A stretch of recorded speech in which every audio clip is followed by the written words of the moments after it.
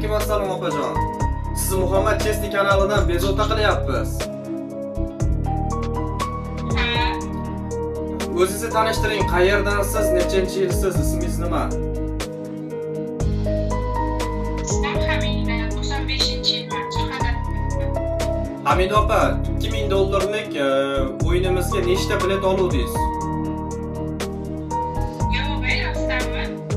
2000 dollarlik finalimizga nechta bilet sotib olgansiz? Bitta bilet sotib olgandim. Biletingizni nechi nomeri?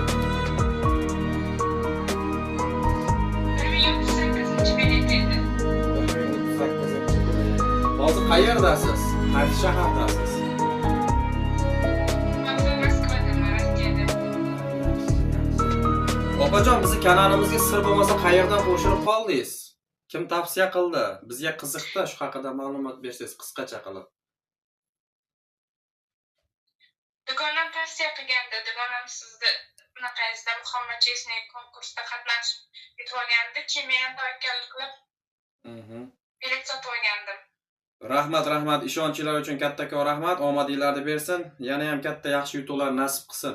Opajon, bizdan Muhammad Chesni kanalida o'yinida ishtirok etib 1038-biletingizga 1000 dollar yutib oldingiz. Opajon, tabriklayman. Yaxshi kunlaringizga buyursin. Rahmat. Tavakkal qilgandim, ishonmagandim. Tavakkal qilsa chiqadi. Bitta olsangiz ham, 10 ta olsangiz ham Alloh beraman desa bittaga ham chiqadi. Faqat ishonib o'ynash kerak. Obunachilarga ikki og'iz tilaklaringiz bo'lsa bildirib qo'yasiz. O'ynab yutganlar bor, yutkizganlar bor. Obunachilarga o'ynanglar sizlar ham Chesni ekan, ishonmagandim, tavakkal qilgandim. Bitta bilet olib, mana yutuq chiqib turibdi. Gap yo'q opajon, gap yo'q. Nasib bo'lsa opajon, operatorlarimiz sizga bog'lanishadi, yutug'ingizni qaydan olishni aytishadi. Yoki-da karta raqamlaringizga tashlab berishadi. Rahmat opajon sizga. Qo'ng'iroq qilishadi. Rahmat.